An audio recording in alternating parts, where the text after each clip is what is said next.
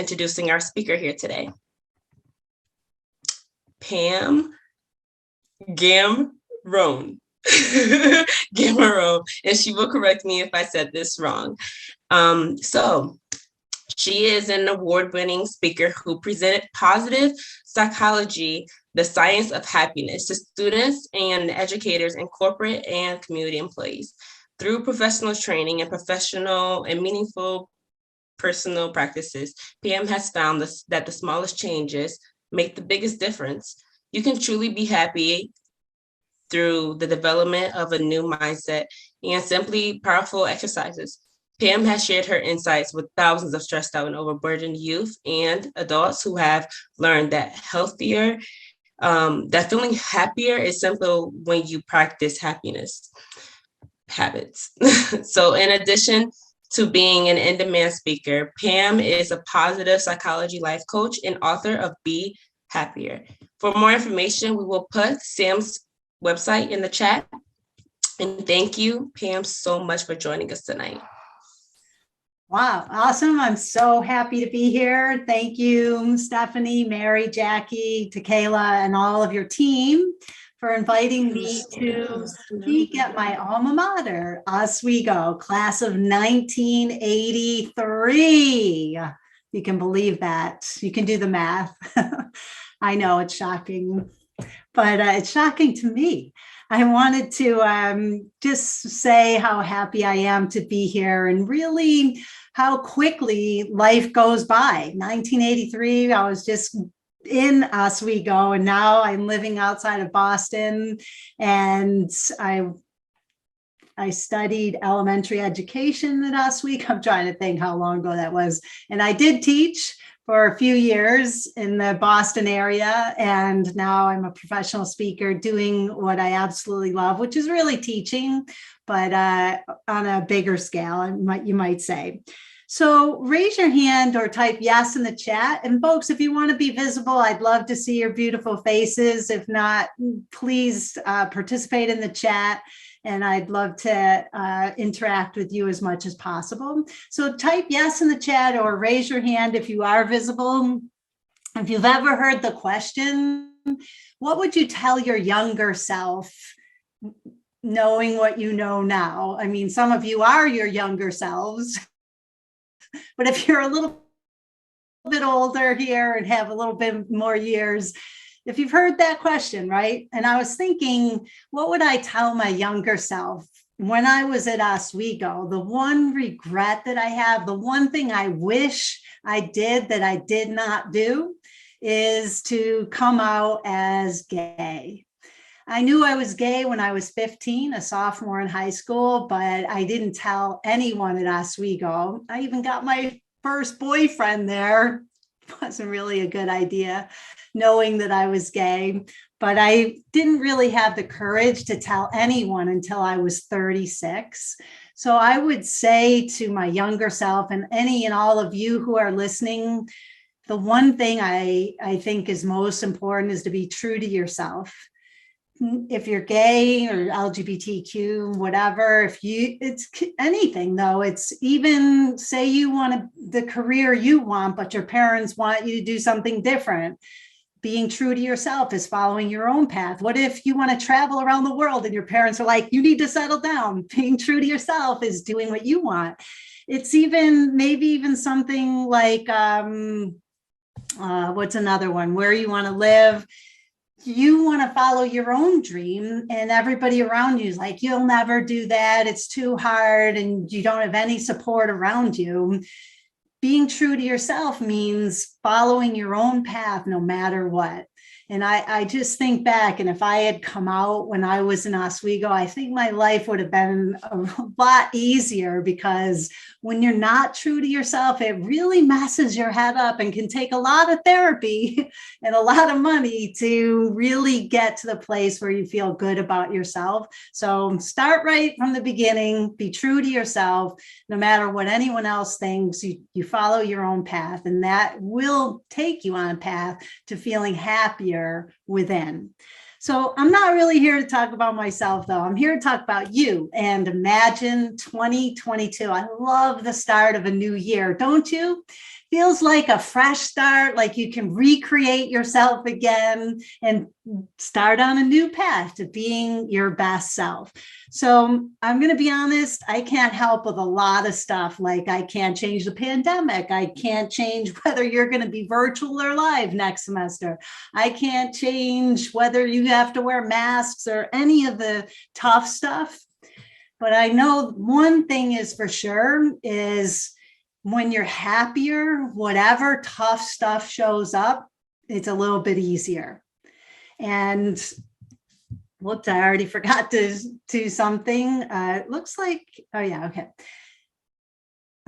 Because I forgot to show you this slide already, I'm gonna say something that my Harvard professor used to always say: whenever you fail, just say, how fascinating. I made a mistake. How fascinating. What can I learn from this? So just gives me a chance to say, I always do like to start with the quokka, which is the happiest animal on earth, lives in Rottnest Island off the coast of Australia. And if you when we can travel more freely, you can go to Rottnest Island and take a selfie with the quokka. So now I'm back where I was. That happiness is an inside job. A friend of mine sent me this cartoon that says, where did you find that? I've been searching everywhere for it. And the happiness person thing here says, I created it myself. And there's really nothing truer than that. Happiness is an inside job. It's something you do for yourself. And again, it's a good thing to learn how to be happier because there's always going to be tough stuff. Right now, it's the pandemic. When you leave college, it might be getting the job of your dreams. It might be you're in a relationship and there's hard things there. It might be you have kids and now there's hard things there. There's always going to be hard things, but if you're happier on the inside, you can take on whatever hard things show up. So I hope that there's something here today that you're like, wow, that sounds really interesting. I'm going to try that, because you could just sit here and listen, or you can try things out. There's a saying, knowledge is power, and it's absolutely not true. Knowledge is potential power. If you hear things that I share, but you never actually try them out, will you be any happier? No. So pick at least one thing that you're like, oh yeah, that resonates with me. I'm going to give that a try and see if it works for you. So let's begin. Think for a moment, where are you on the happiness ladder? If 1 is living your worst possible life and 10 is living your best possible life, what number would you give yourself right here, right now, beginning of a new year, 2022? You could pop it in the chat if you'd like, or you could put it in your notes, or you could just think about it. Where are you? 1, worst possible life, 10, best possible life. And now, if you are a 4 or 5, listen for some things that could help you. And again, give them a try and see what works for you. If you're already a 7 or 8 today, think of things that you could maybe share with other people to make them feel a little bit happier. The goal of positive psychology, the science of happiness, is not to be a 10 all the time. If you were happy all the time, no one would like you. That is weird. Right? Does it make sense to be happy all the time? We're in a pandemic. What if you're sequestered with COVID right now? It doesn't mean happy all the time. It means to feel all of your feelings. So just take a minute and think. Have you felt any of these feelings in the last, week, today, month? Stress, fear, exhausted, overwhelmed, anxious, sad? Just type yes in the chat if you felt any of these things in the last, even week, let's say, right? So again, positive psychology is we get to feel all of our emotions. There we go. Absolutely. Yep. Yep. And now type yes if you felt, time out. In positive psychology, we call this permission to be human, to feel all of your emotions, the not so good emotions and the good emotions. So type yes in the chat if you felt any of these emotions, let's say in the last week or so: joy, friendship, gratitude, love, confidence, optimistic, relaxed, happy. Yeah. See, so we have both and we can hold both, right? It's not one or the other, and it's not the same all the time. Some days you might be a 10, some days you might be a 1, right? So it's really permission to be human means to feel all of our emotions. So it's kind of like this. The secret to being human is not about feeling happy all the time, but feeling everything. So if you're feeling stress, anxiety, pain, then maybe you need to cry. Maybe you need to write in your journal the hardships or the stresses and get them out. Maybe you need to talk to a therapist or a friend or family member. It's getting them out. We say to express rather than repress the tough stuff, right? To share that with other people, because it's kind of like, I'm not angry. And then we blow up. Getting it out, whatever way is comfortable for you, is good. To feel the truth about all of our emotions. And life is easier when we share our hard things and we share the good things. And when stuff gets really tough, it can take courage and bravery to ask for help, but it's so much easier. It's like you could be stressed out and anxious, but then you ask somebody for help. If you find somebody who already knows how to do something you need to learn how to do, you ask them, and in less than a minute or a few minutes, the stress is gone because now you know how to do it.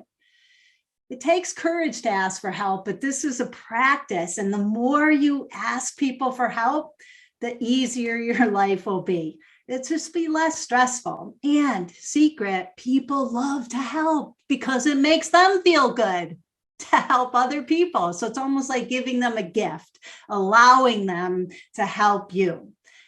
Let me just ask a quick question. Type in the chat. Would you rather give help or ask for help?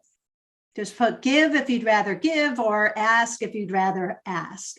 And I can tell you that it's going to be lots and lots of give, which means these are all people who want to help. So there you go. Ask for help. It will save a lot of time, anxiety, and stress. Now, positive psychology is all good in theory, but the hard thing about it is that every single human being is born with a negativity bias. We're hardwired to go negative. If you're listening to that voice in your head, a lot of times it's negative. I'm not good enough. Other people are better than me. I'm not smart enough, funny enough, talented enough. The voice that lives in our head is usually not our friend. And it's because we're hardwired that way. We're not hardwired to be happy. We're hardwired to protect ourselves from, back in the old days, in the beginning of time, these kinds of creatures. So you may have heard of that fight or flight syndrome, right? We're hardwired to think the worst, like something terrible is going to happen. I better be on guard. But positive psychology is really training our brains to go positive, but it's an effort. It doesn't come naturally for most people. It takes effort. It's about a shift in perception. See if you can see the two different images in this illusion, right? It's a shift from what's wrong to what's strong. It's the idea that we can make ourselves think and act in ways override that negative bias, but it's a deliberate, intentional effort. It doesn't come naturally. But really, I think positive psychology is this. See if you get this joke. And if you do, just put LOL in the chat and see if we're on the same wavelength as far as humor. It's like, it's all in the way we look at things, folks. Wouldn't you agree? Thank you. Thank you. All right. A few folks think I'm funny. Only a few. Sad day. It's kind of like, have you seen this yet? The same thing could happen to two different people, and one person is totally crushed by it, and they crushed. And the other person is like, yep, this sucks. This happened. What's the next best thing I can do? It's just all in the way we look at things. Whatever happens, positive psychology is training our brains to look for the positive. I think one of the things that we don't do enough is to celebrate our wins. What if every time we did something really good, like passed a test or gave a speech that the professor liked or got that job that we wanted. Anytime we got something, even the smallest things, somebody bought us or you bought somebody a coffee and made them smile, that's a win. What if we celebrated our wins a little bit more? Like, I jumped ahead. My Harvard professor. How fascinating. It's the first talk of the new year, folks. I'm messing up a little bit. Forgot to share. This was Tal Ben-Shahar, who taught the most popular class at Harvard, How to Be Happier. His teaching assistant at the time, Sean Achor, great TED Talks, check him out. He says, our brain on positive performs better than on negative, neutral, or stress. Wouldn't you agree? When we feel good, we do good. So now what I'm saying is one good way to feel good is to celebrate our wins. What if we did it like these Olympic athletes? Check it out.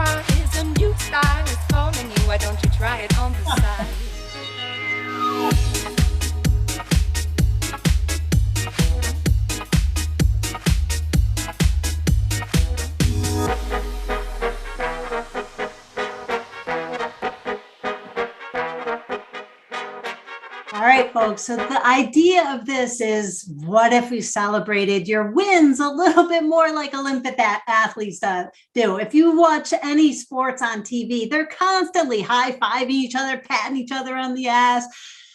They celebrate even the smallest wins. So what if you were like, yes, Pammy, you're up. You did another talk today. You were awesome. You just started to look at your wins and did whatever move. If yours is the fist bump, the finger pointing, if you just dance, oh yeah, I got this, right? We need to celebrate our wins more. It makes us feel good, and your brain likes to repeat what feels good. So this might be your new happiness booster. Celebrate your wins. Remember, I'm going to share a whole bunch with you. You want to pick at least one that you're going to try to make a new happiness habit. Next one. It's 3 good things. This is the one thing that changed everything for me. It's called 3 good things. Here's what it is. Every night before you go to bed, you have a journal by your bed. Could be this one. $1 at the dollar store, and you just start writing down 3 good things that happened in the last 24 hours. They don't have to be big. They could be the smallest things, and you don't even have to stop at 3. Sometimes it's 5, sometimes it's 7. You just run through your day and think of 3 good things that have happened. So I want to share my 3 good things. This is a picture that a friend sent to me. I love baby animals. That's why they sent it. And I like it says, the struggle is real, right? It's real. Things are hard. But again, happiness is an inside job. The more you look for good things in your day, the more good things you'll start to see. I love the beach. One of the reasons why I picked Oswego was the lake and the sunsets. And now I live by the ocean. So I just love being by the sea. And I don't know if you can see my dog, Leo Licious Love, my biggest love of all right now. My dog, the beach, that's the best thing ever.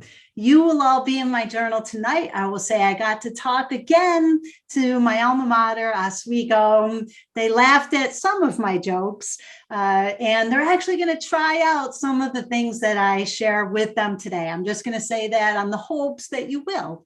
So now, if you could think of it, we don't have time for 3 good things, but 1 good thing that's happened to you in the last 24 hours. Again, look back. What's today? Monday? Oh, you had the weekend. So maybe you have 7 good things. Write in the chat 1 good thing that's happened to you in the last 24 hours. Let's see what's happening in Oswego area and Spain. What we got? Oh, finished a book. I was reading, was too busy before break. I love finishing a book. It's great. Went for a great walk in the nice weather, updated my portfolio on the website. Awesome. Spent time with my grandmother.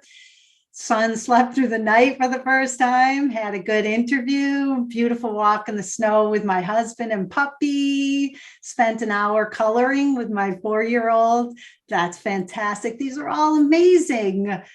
By the way, social connection is the #1 happiness booster. So you can see that son chatting with the grandmother. There's a lot of people things in here. Video games, yay.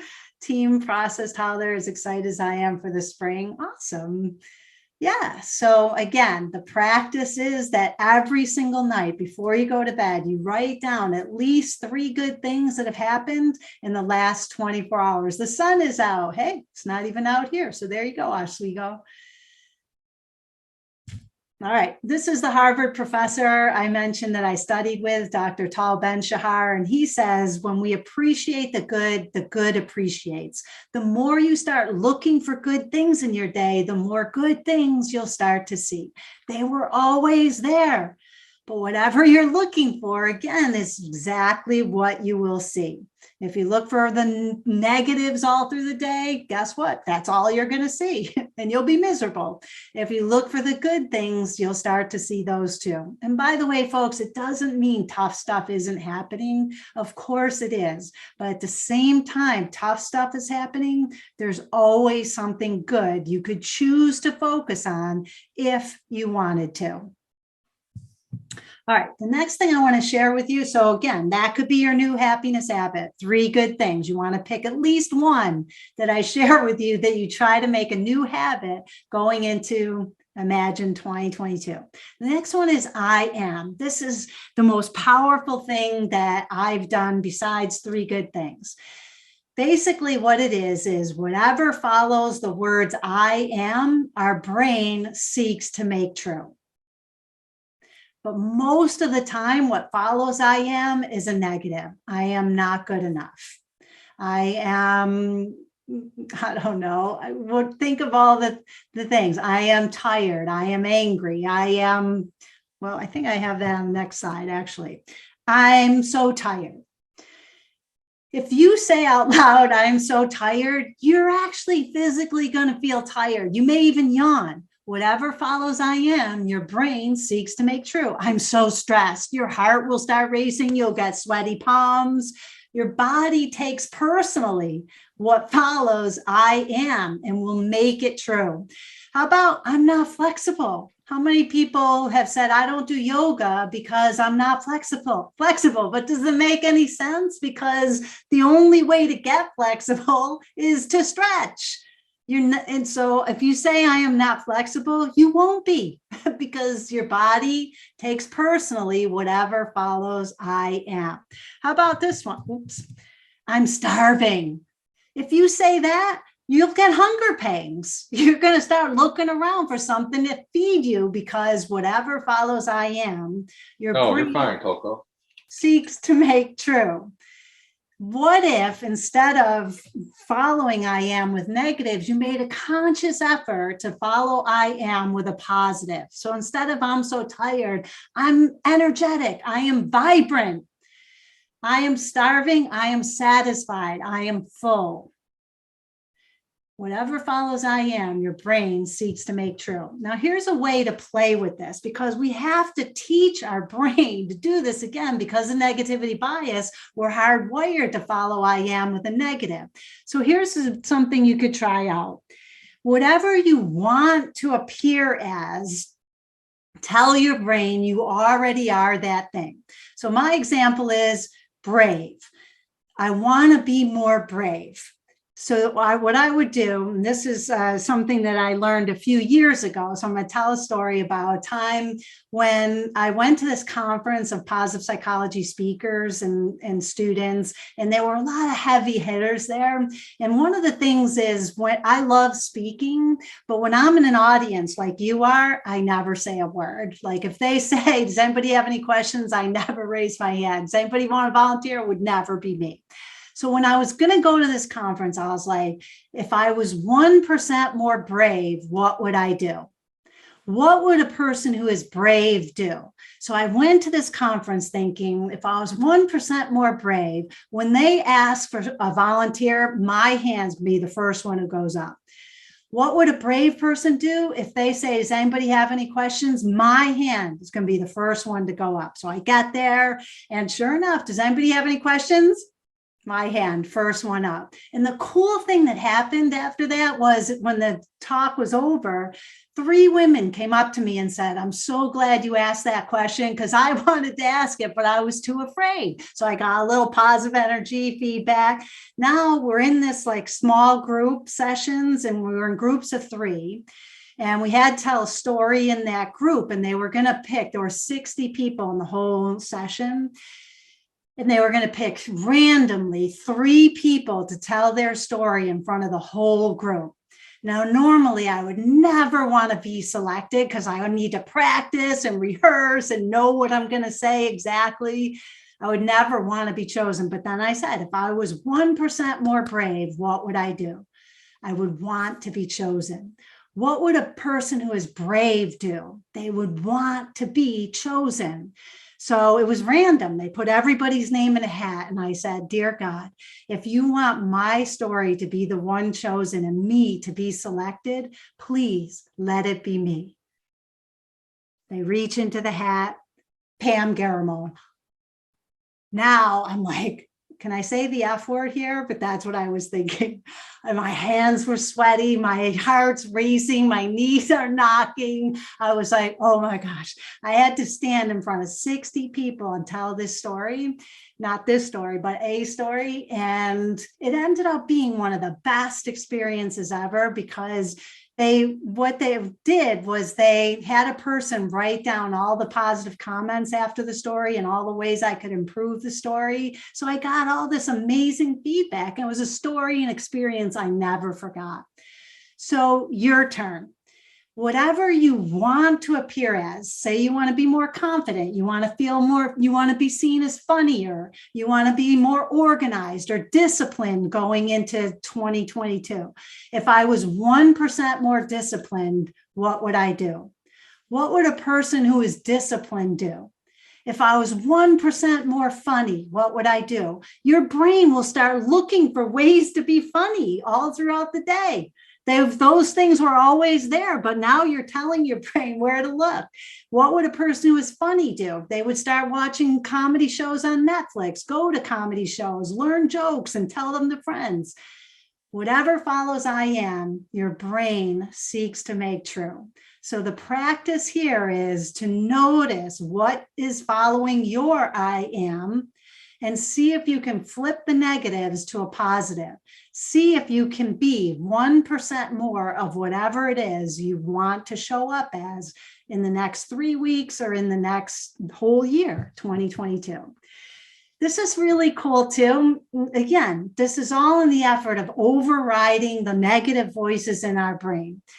Before every talk I give, I do my little 2-minute power pose, which I'll share a little bit later, and I out-talk the voices in my head.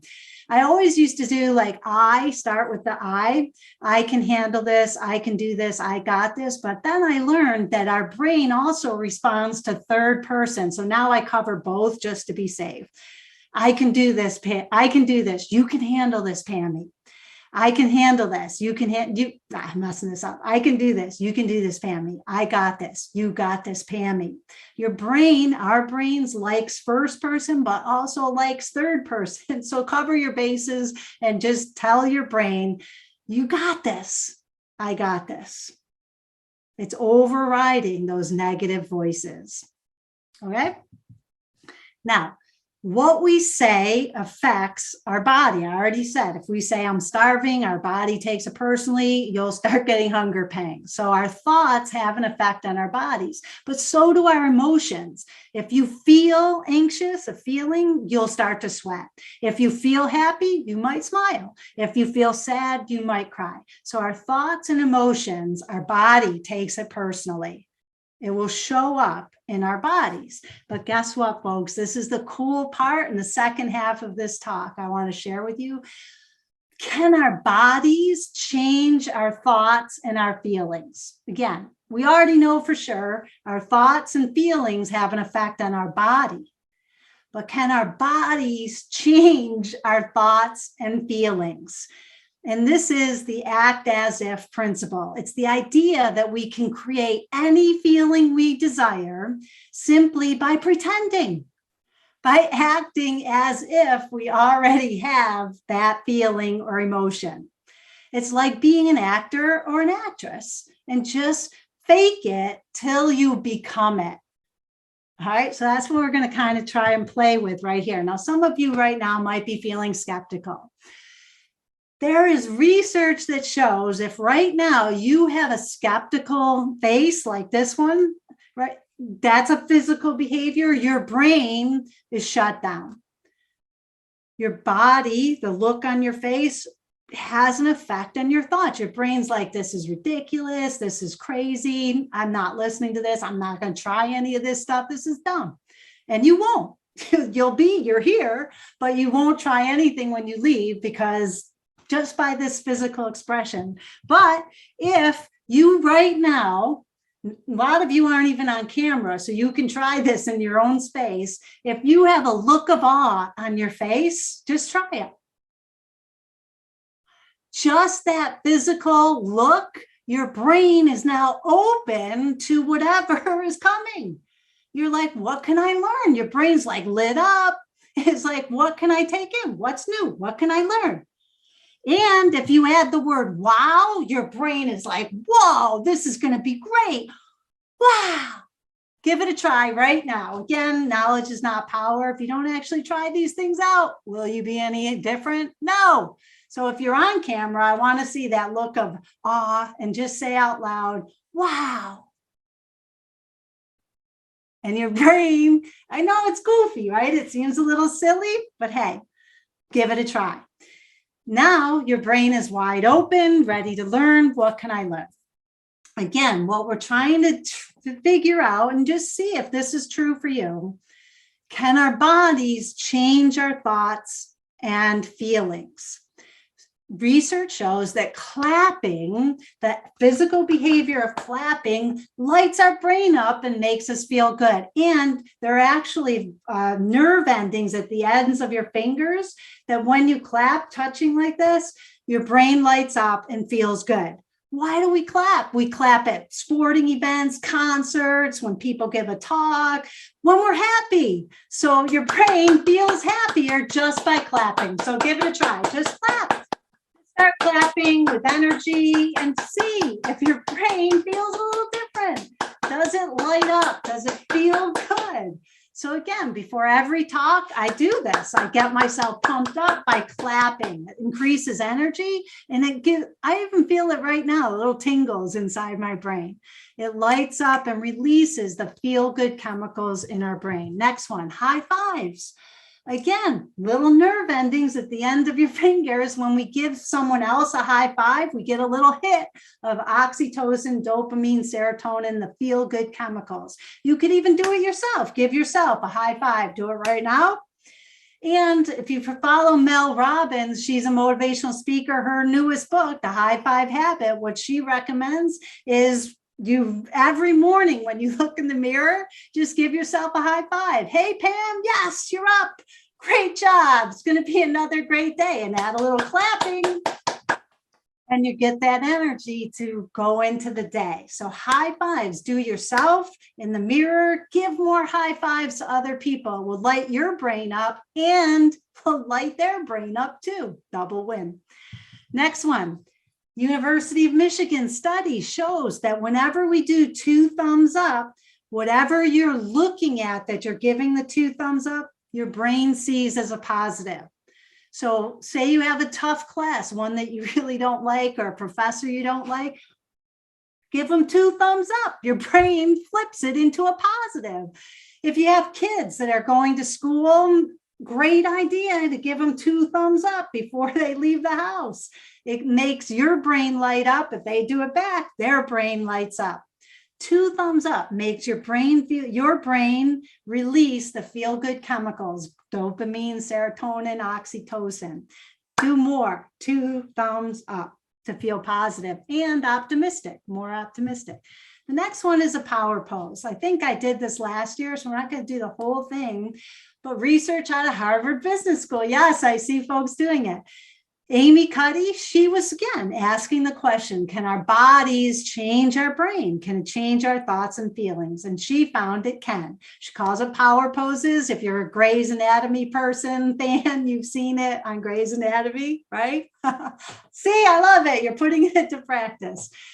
She found that if you stand in a power pose for 2 minutes before surgery or important event, big task, big talk, whatever it is, you're more likely to succeed because it gives you a feeling of confidence and makes you feel more confident. So before every talk, I stand in a power pose, either the superhero pose or the victory pose, for 2 minutes. And I say my I am mantra, right? Whatever follows I am.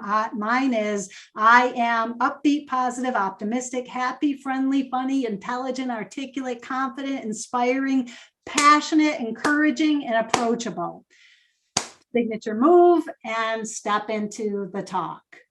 It's putting your brain and body in a peak performance state so that you show up in a peak performance state. All right, so somebody said after she saw someone on Grey's Anatomy do it, now they do it. I totally do the power poses. That's awesome. They work, these things, but only if you actually do them. So power pose, and the idea is for 2 minutes, you set the timer on your phone. Anytime you have something difficult, it could be an interview, could be a first date. They even found that if you stand in a power pose before a first date, the person is more likely to like you. Why? Because it increases your confidence, and we like people who are confident. Cool, right? All right, next one.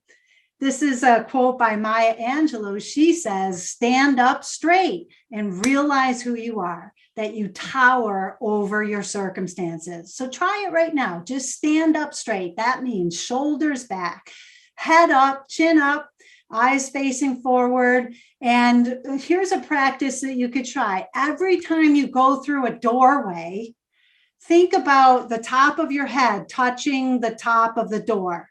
And you walk through that door like that, like you're standing up tall, shoulders back. People are drawn to people who are confident, and standing like this, making you realize who you are, that you are stronger than any circumstances that show up in your life. Give it a try. The next one, walking. Amazing research shows that how we walk makes a difference in how we think and feel. Doesn't this make sense? If you take short strides and your head's down and your shoulders are slumped, just type in the chat. How do I feel? If I'm like taking short strides, anybody want to just type in the chat, so I know you're with me? Tired, right? Small. Yep. What else? Down, right? But if you're the way you walk, and it's like longer strides, not like super wide, so it's comfortable, but wider strides, shoulders back, your arms are kind of like dangling along with you by your sides, chin up. Well, let me just show you what it looks like. Something like this. Check it out. Let me see you walk, walk, walk, walk, walk, walk, walk, walk, walk,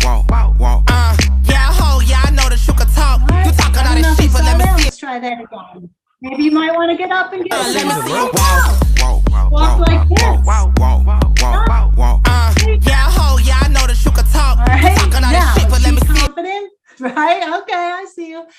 If you walk like that, will your brain feel more confident, positive, ready to go? And it's so simple. It's just noticing how you move your body, how you walk. And it's longer strides. This one's a little more exaggerated, a little bounce, but it could be just like longer strides, chin up, shoulders back. It makes you feel more confident. Next one, dancing. Research out of Stanford University, Kelly McGonigal, found that if you dance for just 5 to 10 minutes a day, lights up all the feel-good chemicals in your brain, a rush of feel-good chemicals. 5 to 10 minutes. So say you're feeling stressed, anxious, sad, depressed. Put on your favorite power song and just start moving your body. Your brain will change, honestly, almost instantly. Wouldn't you agree? From sad to, oh, vibrant. Let's go. Well, let's check it out. If you feel like it, Just dance, gonna be okay. Just do, just dance. Just do, just dance, gonna be okay. Just dance. right? That wasn't even a minute. And who felt better already?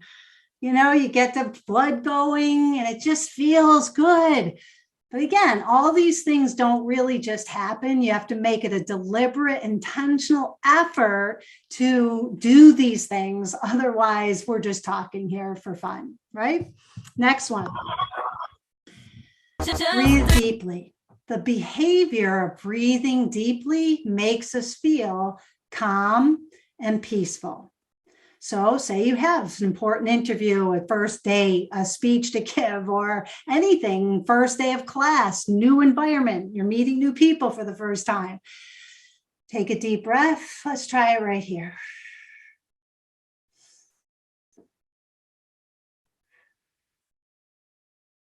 And you're telling your brain, calm, feel calm. You could do this at every stoplight. You could do this every time you pass a doorway. It could be, you have these little triggers. Every time X, I'm going to take a deep breath. And there's so many different breathing techniques. You can look them up, 4-8-4, all these different ways. It's a practice. This was one that I really resisted when I did my positive psychology program. We used to have to breathe for like 30 minutes. And I would always roll my eyes like, oh God, I hate this part, 30 minutes of breath work. And I was very resistant then, but now, because, you know, some of these things you're not ready for. So you pick the ones you're ready for, but now I got it. You know, deep breathing is so incredible. It does make you feel more calm and just confident, I would say. So maybe this is the one you take on this year. Look up. Have you ever heard the saying, things are looking up? Well, it turns out that just looking up, not like this, but just look straight ahead and look up with just your eyes. The research shows that if you do this, it gives your brain a little hit of feel-good chemicals and you feel more optimistic just by doing that behavior. So again, you could try it now, or you can make a note and see if this is the one you want to make a new habit. Just look up and you'll feel lighter and a little more optimistic. Next one, smiling. Your brain can't tell the difference between a fake smile and a real smile. You get the same benefits. So if you're feeling sad and even just put a fake smile on, you can't be unhappy and smiling at the same time. Just give me your biggest fake smile right now. I want to see some fake smiles, right? It's a practice. You can just smile. And when you smile, even when it's fake, your brain looks for more things to smile about. They're always there. Whatever you look for is exactly what you see. So just pretend. And it's also contagious. Usually if you smile, someone else is going to smile back at you. And so there you go. Boom, little hit of happiness. Next one is laughing. Your brain can't tell the difference between a fake laugh and a real laugh. So if you're feeling really low energy or kind of sad, you could just go in the bathroom, shut the door, and just look at yourself in the mirror and fake laugh. In fact, if you're really bold, if you are 1% more brave, you would do this with me right now. Unmute yourself and just start laughing. Let me give you a little laugh track.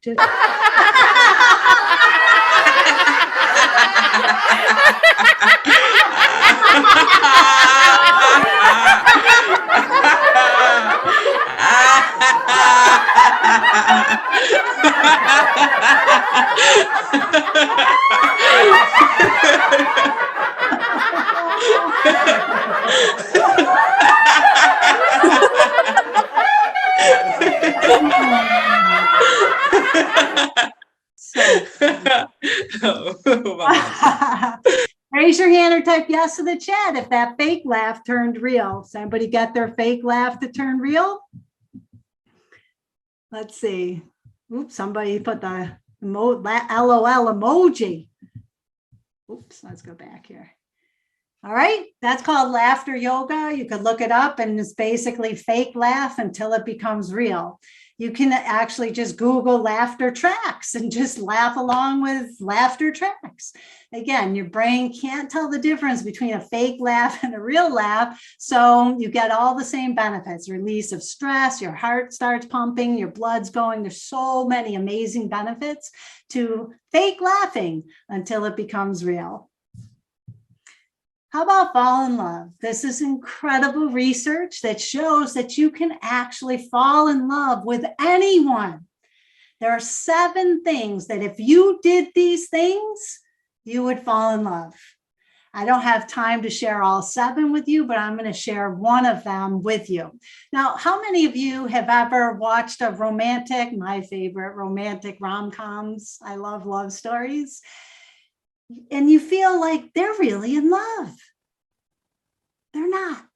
They're acting. But to us, it feels like they're in love. Why? Because they're doing these 7 things to fall in love. So here's a study they did. They brought strangers into a lab and they had them do these 7 things to see if they could get strangers to fall in love. And the research shows that they either fell in love, this is someone they just met, or they felt more intimate towards that person in just a short amount of time. Okay, so here's one you can try. It's called eye contact. When we look in somebody else's eyes, we feel bonded to them, we feel connected to them. So make it a habit, maybe, to start noticing people's eye colors. Notice their eyes, look not in a creepy, leery kind of way, right? But to just see if you can maintain eye contact. Here's a challenge. If you're in a relationship or you want to try this out with a friend, set the timer for 3 minutes and see if you can look in someone's eyes without talking for 3 minutes. Bring tissues, there will be crying, because we're not used to being seen and we're starving to feel valued and appreciated. And one way to show someone that you value and appreciate them is to be still with them and to look in their eyes. Well, see if you can get eye contact with this guy. Check it out. I want you, babe. I want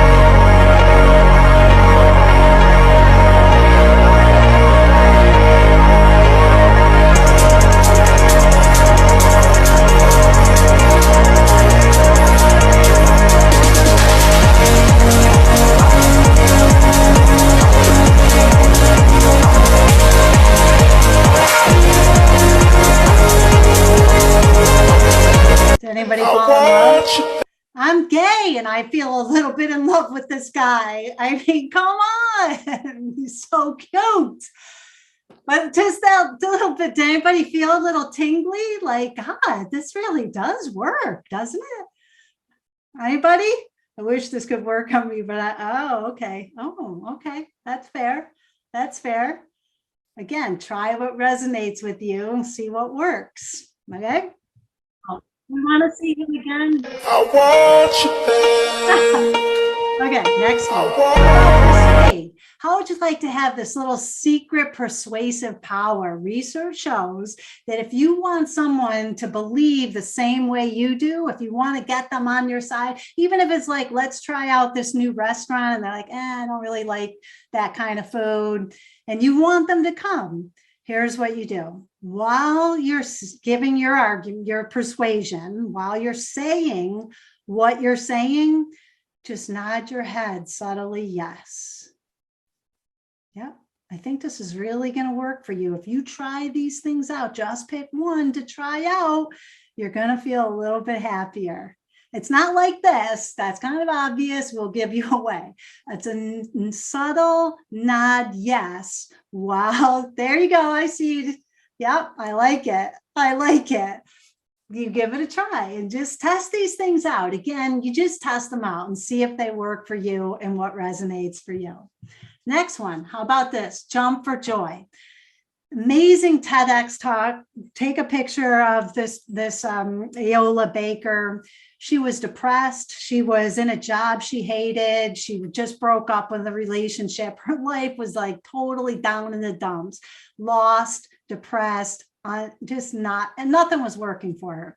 So she decides to sell everything she owns and just take a year off and see if she could find happiness somewhere. She ends up going to Europe. Hello to Kayla. She goes to Europe and she realizes that what she really loves to do is photography.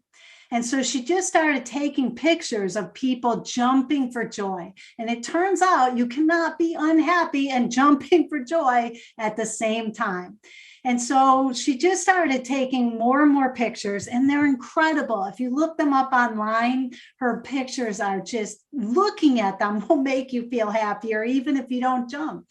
She ends up going to Vancouver, I think, British Columbia, and she goes into the part of town where people are addicted and homeless, and she starts having them jump for joy and taking pictures of them. And she made a giant mural on the side of this building with all the pictures of people jumping for joy. And every time these folks looked up and saw these photos, they just felt happier. You know, so you could take pictures of yourself jumping for joy, your friends jumping for joy, your family jumping for joy, and just play with it and see if this makes you feel a tiny bit, 1% happier. Last thing I want to share with you is do good, feel good. Folks, the one thing that is a guaranteed happiness booster, if you're feeling sad, down, discouraged, unmotivated, find someone else to make feel good and you will instantly feel good. It's just a fact. When we get out of our own heads of me, and we look for somebody else to help, and there's so many people who are starving to feel valued and appreciated and could use just someone to listen, even just holding the door open for someone and smiling at them, or maybe do some fake laughter with people, or just when you notice someone is down, just say, are you okay? And give them an ear so that you will listen to them.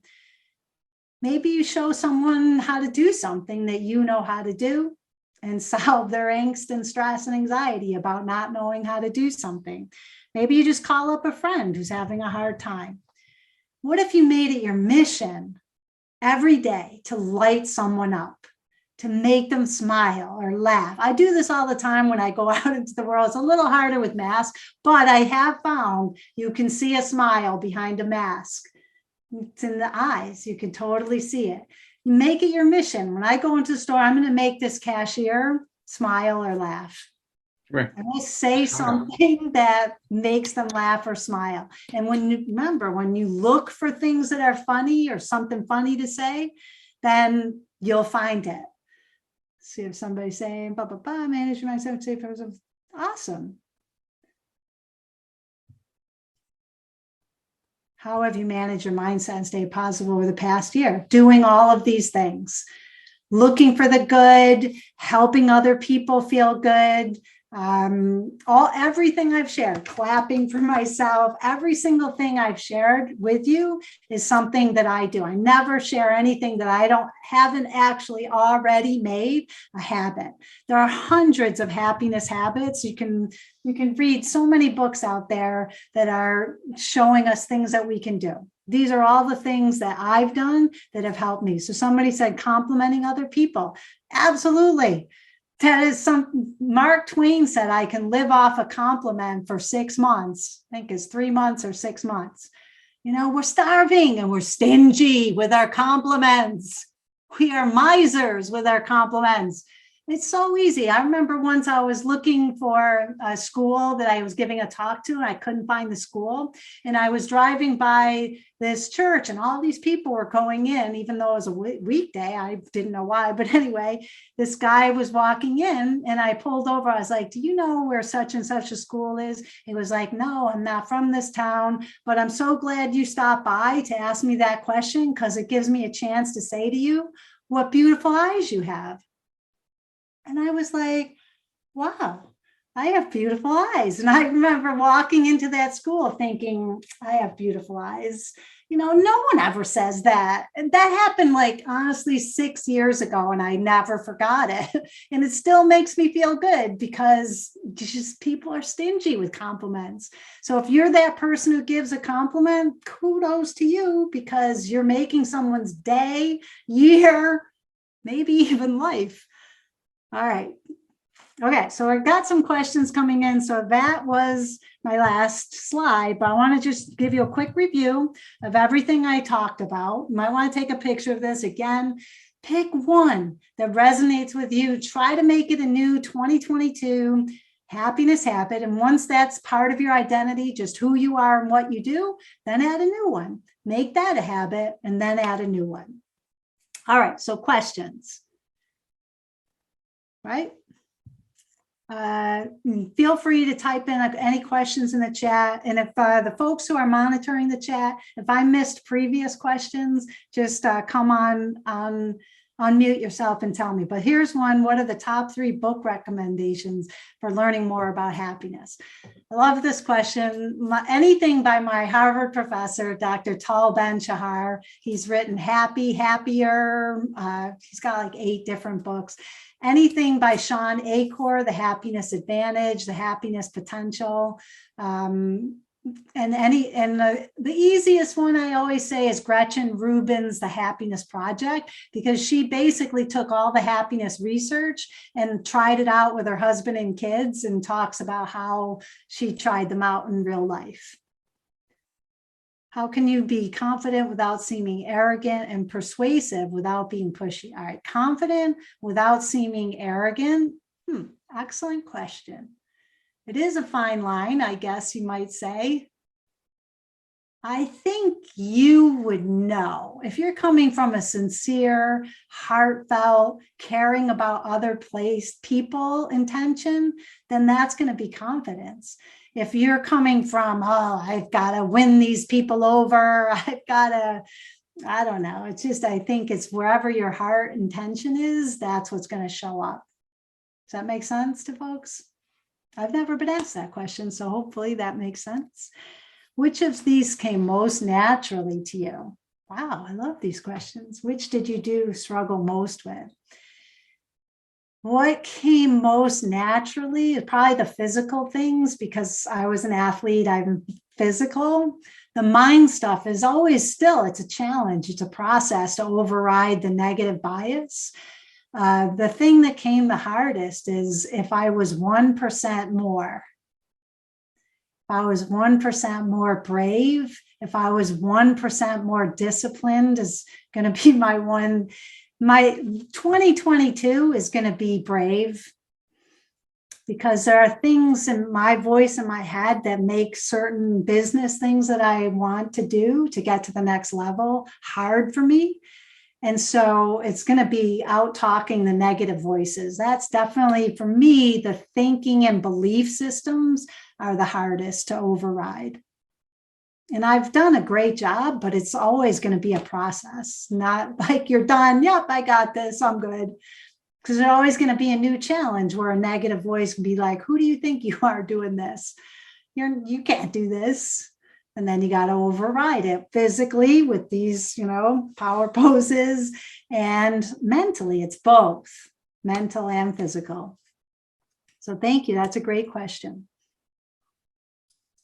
Pam, we also had a question in the chat from Lexi about burnout. So I know like happiness, you've talked a lot about its benefits, but maybe what would be your like top tip for like really combating like burnout or something like that? I have a lot of experience with this because before I had my own speaking business doing this, I was the executive director of a nonprofit for 16 years. And for the last 3 years of those 16 years, I was done. I didn't really want to be doing it anymore. I was burnt out. I was just tired of doing the same thing over and over. And it's just a matter of what you tell yourself. If you say, I'm stressed, I'm burnt out, I hate this, that's exactly what everything you look at and you see will provide evidence. Yep, I'm burnt out, I hate this, I'm stressed. But if you start looking for positives, then that's what you're going to see. So you can be burnt out and experience that, but also looking for ways out. What do I need to do to make this transition? Or am I just going to be miserable for 5 years, 10 years? What do I need to do to make this transition? For me, I had to resign and quit cold turkey, so to speak. And I went to Hawaii and I just, did a volunteer program out there. I didn't have a lot of money. Some like, oh, you have the money. It was a volunteer program. And I got to be there is in Hawaii, but I didn't have to pay because I was volunteering. So you look for things, you look for ways that can ease you out or go all the way. And feel the burnout can be good. It means you need something different. You need a challenge. So it's just a sign that you want something different. It's not bad. It's just listen to it and see what you need to do differently.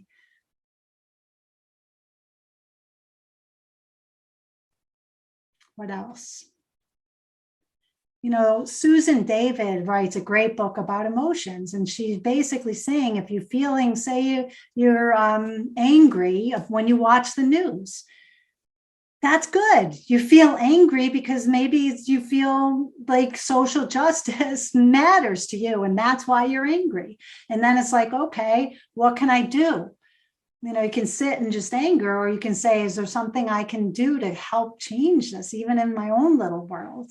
So negative emotions are not bad. They're just signs that are of what you value, and kind of that little nudge to do something.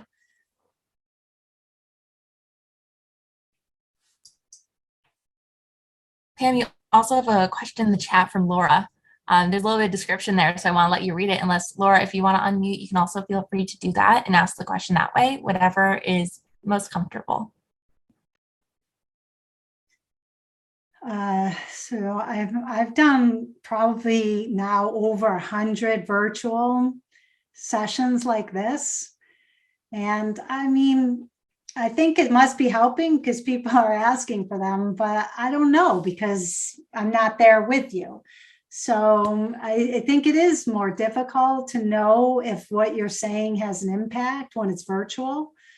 But even live, you just kind of assume by their reactions. But unless people actually tell you or send you an email, you really don't know either way, I think. That's why I love when I know we're ending out the time almost, but it'd be great if folks can just write in the chat, what's your biggest takeaway? Which one of these things will you actually put into practice or try out and see if it works for you? So research shows that writing things down, we're more likely to do it. So if you do have a dream for 2022, if you write it down, you're more likely to do it, even if you never look at it again. If you write it down, the research shows you're more likely to do it. So this is your chance to just write down what's something you're actually going to try out and put into practice. So posing, dancing, favorite podcast, great question. I love Glennon Doyle. I love Tim Ferriss. I love Lewis Howes. There's so many. I love Brene Brown, of course. I always listen to Oprah on my walks. I mean, she's the best. Writing these down, power posing. Yeah. 31 days, giving myself action items. Yeah. And as far as like, if you've heard 21 days to a new habit or 30 days, there's no, celebrate your wins. Yay.